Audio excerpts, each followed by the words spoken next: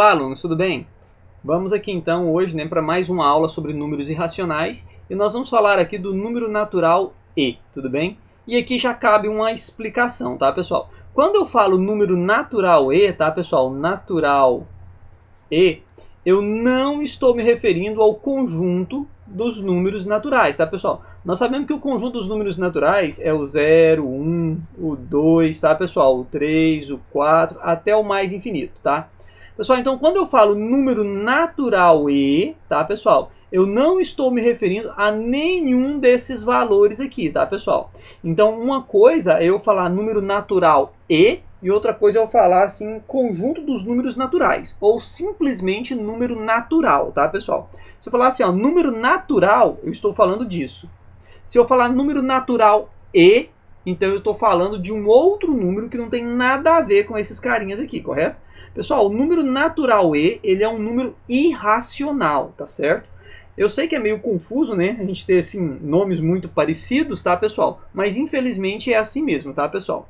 E para a gente poder entender o número natural e, nós vamos entender aqui, tá, pessoal, o problema de Jacques Bernoulli, que foi uma das pessoas aqui que nos presenteou com esse valor aqui, né, um número natural e, certo? Pessoal, o que o Jacques Bernoulli pensou? O Jacques Bernoulli pensou assim, ó. Imagine que um banco vai emprestar para uma certa pessoa X, que a gente não conhece, a quantia igual a 1. Sei lá, R$1, R$1.000, R$1.000.000, não sei. Uma certa quantia. Cobrando dessa pessoa juros de 100% ao ano, tá, pessoal? Traduzindo em linguagem matemática, seria o seguinte, né? R$1 emprestado vai gerar outro R$1 ao final de um ano, certo? E aí o montante produzido vai ser 2. Por exemplo aqui, né? Se você está pegando emprestado R$1, no final do ano você vai ter que pagar outro, ó, no final de um ano você vai ter que pagar outro R$1. E aí, pessoal, certo? Você vai ter que devolver para o banco R$2, certo? Se você empresta R$1, no final de um ano você vai receber outro R$1, né, de juros, certo? E o montante que você vai ter que receber lá, os R$2, né? Um que você emprestou e o mais um de juros, certo? Bom, pessoal, em outras palavras, essa ideia aqui, tá? É simplesmente a ideia do acréscimo sucessivo, tá, pessoal? Que nós já trabalhamos, tá, pessoal? Se vocês pensarem bem aí, né? Essa é a ideia do acréscimo sucessivo. É o 1 mais o i, que é a nossa taxa, elevado ao n, que é o nosso tempo, tá, pessoal? Então, a quantidade de vezes que a taxa se repete. 20%, aliás, 100% ao ano, né, pessoal? Significa, então, que é 1. Como é que eu escrevo 100%? 1. E esse 1 aqui de cima aqui do expoente representa o nosso tempo, que é o 1, certo? Muito bem, pessoal. Então, o que o Jacques Bernoulli pensou, né? O Jacques começou a pensar em uma forma de manter aparentemente o mesmo contrato de empréstimo, todavia ganhando mais. Porque os bancos naquela época, eles falavam assim, ó, vou te emprestar a taxa de juros de 100% ao ano, certo? Tá.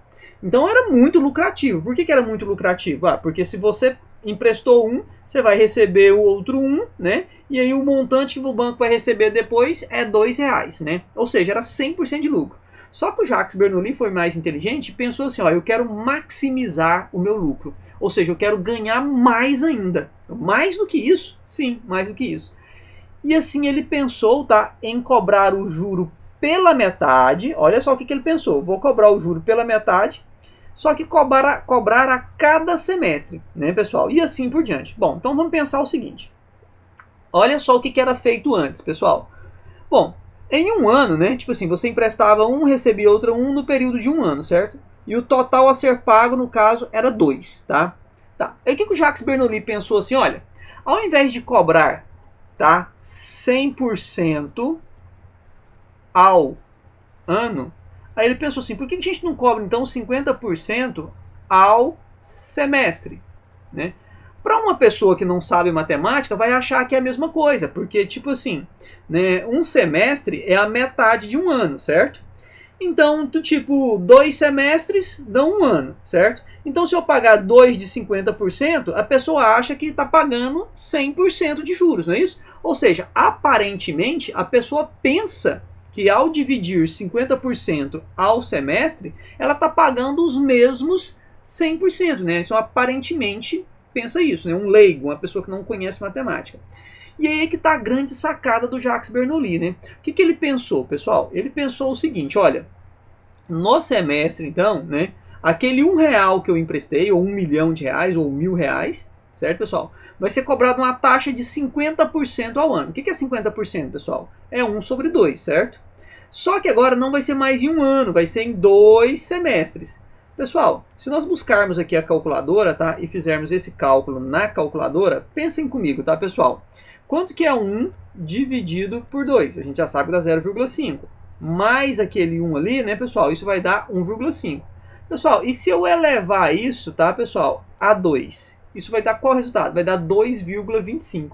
Então vejam, pessoal, que se ele emprestar ali o 1 a uma taxa de 50%, tá, pessoal, por 2 semestres, cobrando o juro agora por semestre e não mais por ano, o final, qual é o lucro que ele vai ter? 2,5.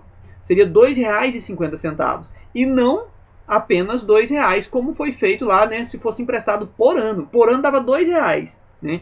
Se eu emprestar agora a 50% por semestre, eu vou ganhar R$ 2,50. Tá, beleza. Aí ele pensou assim, bom, e se eu dividisse então, na verdade, por mês? Ou seja, aquele R$1 agora, eu vou cobrar a taxa de juros não mais por semestre, nem por ano, eu vou cobrar por mês. Ou seja, aquele 1, eu vou dividir em 12 partes, né? Aqueles 100% de juros, na verdade, agora eu vou dividir por 12. E então é óbvio que eu vou cobrar não mais por ano ou não mais por semestre, mas sim por mês. Então um ano tem 12 meses. Mas vamos fazer as continhas agora para ver o que vai dar nisso aqui.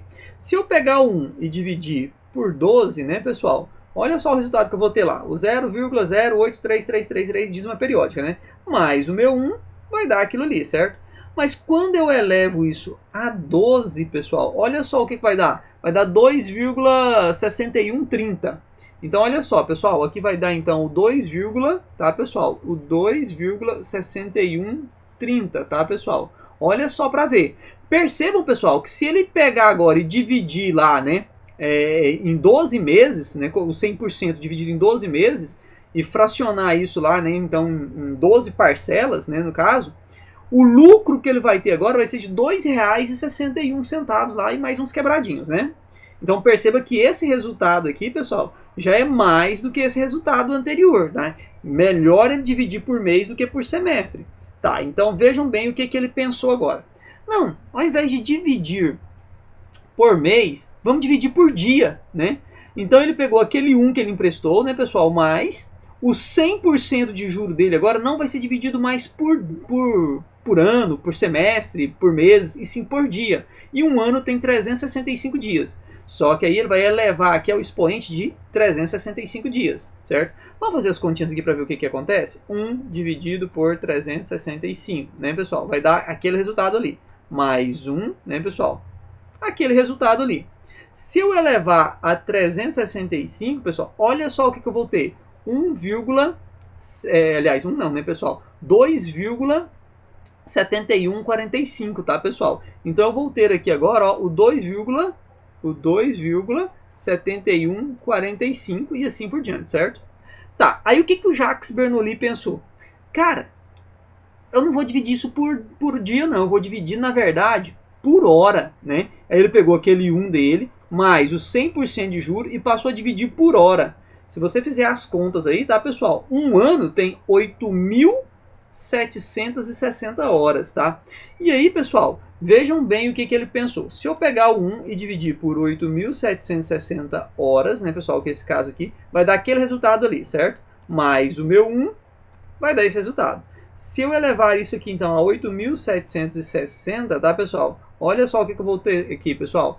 1,7181. Então, percebam agora, tá, pessoal? 2, eu falei 1, falei errado, pessoal. 2,7181.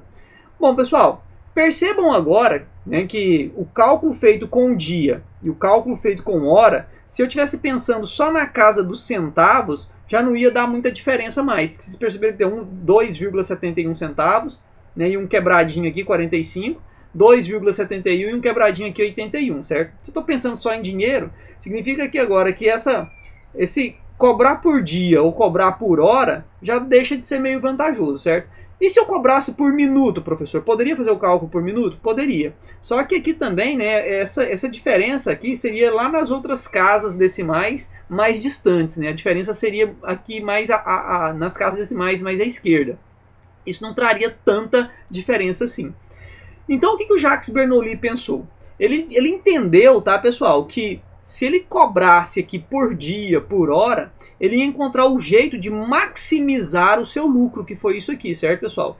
E esse último número que nós encontramos aqui na tabela, pessoal, então o 2,7181 reticências, tá, pessoal? Buscando aqui na calculadora, olha só, pessoal, nós temos o 2,7181, 26, né, 69 e assim por diante, tá, pessoal?